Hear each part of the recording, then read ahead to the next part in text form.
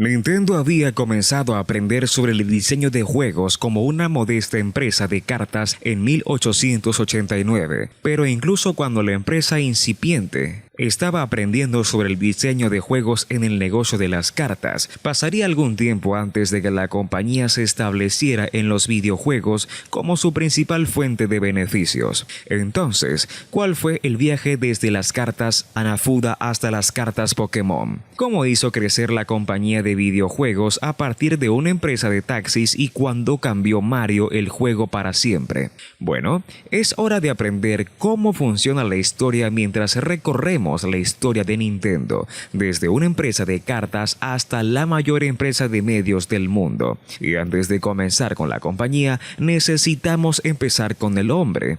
Fusajiro Yamauchi. Fusajiro Yamauchi fundó la compañía bajo el nombre de Nintendo Koppai el 23 de septiembre de 1889, centrándose en las cartas Hanafuda pintadas a mano, un juego tradicional japonés con imágenes de flores en sus caras en lugar de números. Fue una respuesta al levantamiento de la prohibición del gobierno japonés sobre las Hanafuda.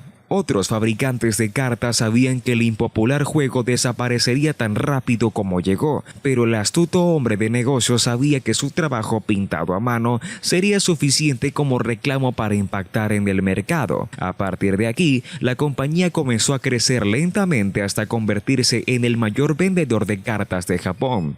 Pero el emprendedor intrépido al timón estaba ansioso por experimentar con otros mercados. Después de todo, para 1902 se estaba preparando la primera baraja de cartas de estilo occidental para exportación, así que claramente la compañía tenía espacio para crecer. Quizás Nintendo iba a ser reutilizada de la misma manera que Sony hace ahora con la electrónica y las películas. Por ahora, la compañía se enfoca en lo que tenía delante, pero este instinto por probar cosas nuevas se convertiría en una filosofía subyacente para la compañía, tanto en el diseño de juegos como en qué mercado entrar. Luego, unos años más tarde, hubo un cambio.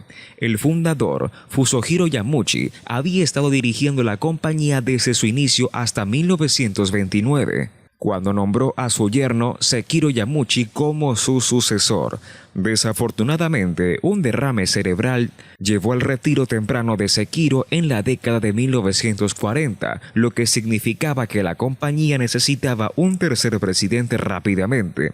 Entonces, ¿a quién seleccionó Sekiro para tomar el control? ¿Fueron sus leales gerentes a quienes había formado mientras construían la compañía juntos? ¿O fue su nieto de 22 años con el mismo nombre que él? No hace falta ser un genio para adivinar por dónde fue. Hiroshi Yamauchi aún estaba en la universidad cuando se enfrentó a esta elección. Más tarde, diría de este momento histórico en el libro de 2010, Una historia de Nintendo. Sería mentira si dijera que estaba entusiasmado con hacerme cargo de Nintendo.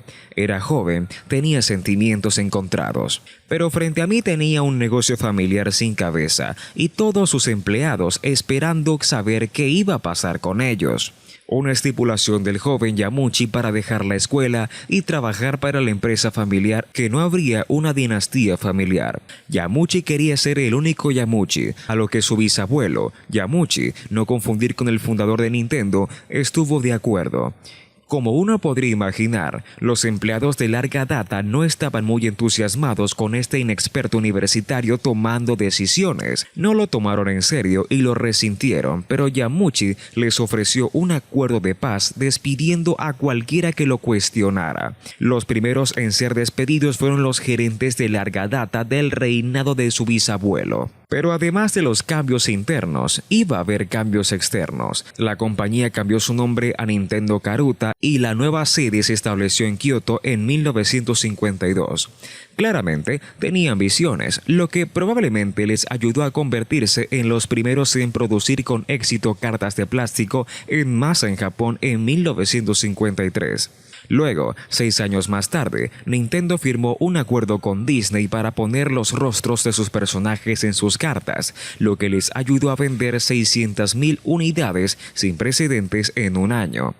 Basado en este éxito, la compañía cambió su nombre una vez más, esta vez a Nintendo Co. Pronto, la compañía salió a bolsa con Yamauchi como presidente. Era hora de subir de nivel, pero un cambio estaba de nuevo en el horizonte. Yamauchi visitó la empresa de cartas más grande del mundo, la United States Legend Card Company, y lo que vio lo sorprendió. Una oficina diminuta, una fábrica diminuta.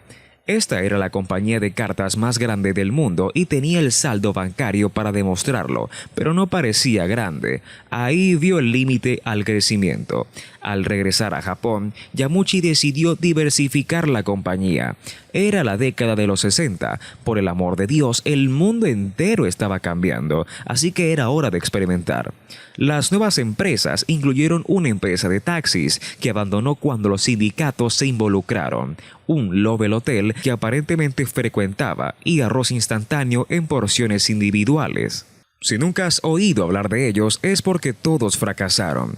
Nintendo estaba al borde de la quiebra, era casi game over. Entonces, lo que fuera en lo que iba a apostar a continuación sería última apuesta que se podía permitir. Un día, Yamauchi vio un ingeniero de fábrica, Gunpei Okoye, jugando con una simple garra extensible casera para entretenerse en un descanso. Yamauchi exigió que esta garra entrara en producción y así nació el Ultra Hand en 1966. Se vendieron 1.2 millones de copias solo en Japón, pero fue el éxito mundial lo que convenció a Yamauchi de que los juguetes eran el camino a seguir. Estableció un nuevo estudio de investigación y desarrolló con Yokoi promovido como jefe, y por jefe me refiero a que era el único. Bueno, eso no es cierto, otro empleado se unió para manejar las finanzas. Ahora es la década de los 70 y Nintendo está empezando a tomar nota de estas cosas nuevas llamadas videojuegos. En 1977 lanzarían su primera consola, el Color TV Game 6, una versión knockoff del éxito de las arcades, Pong. Vendió 1 millón de copias, lo que justificó la luz verde para el Color TV Game 15. Curiosamente, cada unidad vendida realmente le costó dinero a Nintendo. Yamauchi identificó correctamente que los precios elevados eran la razón para que las consolas domésticas no se habían arraigado, mientras que las máquinas de arcade estaban ganando cuartos de una máquina. Nintendo evitó esto recortando costos de desarrollo y empujando la venta de su CTV G15 más elegante, que tenía el doble de juegos. Sin embargo, sus éxitos no se estaban replicando en América, donde Nintendo of America, creada en 1979 tras el fracaso del ambicioso gabinete de arcade Radar Scope para capturar la atención en el extranjero, parecían una vez más haber alcanzado el límite de su éxito.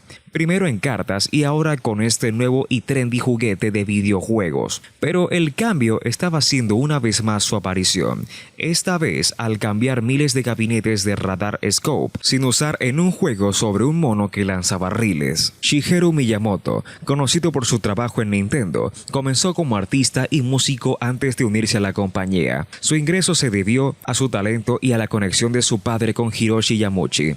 Contratado inicialmente como artista conceptual, contribuyó al perfeccionamiento de proyectos como Space Fever. La oportunidad llegó cuando Nintendo of America enfrentó problemas con el retraso de Radar Scope. Yamauchi confió en Miyamoto, un diseñador novato, para crear un nuevo juego. Bajo la tutela de Gunpei Yokoi, Miyamoto se preparó intensamente inspirado en la historia de un mono que roba a tu novia. Creó un juego con un personaje llamado Jumpman, quien luego sería conocido como Mario Segale, el arrendador de Nintendo of America. Esto marcó el nacimiento del icónico personaje Mario, antes de que obtuviera su nombre definitivo. Nintendo se transformó, dejando juguetes por videojuegos con el éxito del Game & Watch y la incursión en las consolas. Hiroshi Yamauchi lideró el cambio al Family Computer, Famicom, luego conocido como NES, apostando por las consolas domésticas a pesar del colapso previo de Atari. Esta consola se destacó por su enfoque en el software y la facilidad de su programación. Yamauchi ejerció un control estricto sobre los juegos en su sistema. El NES triunfó mundialmente con títulos como Super Mario Bros., transformando a Nintendo. Aunque ascendían, Gunpei Yokoi presentó el legendario Game Boy sin ver su impacto completo. En 1989, Nintendo era un nombre global. Cambiaron de cartas a videojuegos, pero siguieron innovando. Aunque su futuro en áreas como el cine es incierto, Nintendo ha mantenido ambiciones expansivas. Su legado es fuerte, pero solo el tiempo definirá su recuerdo.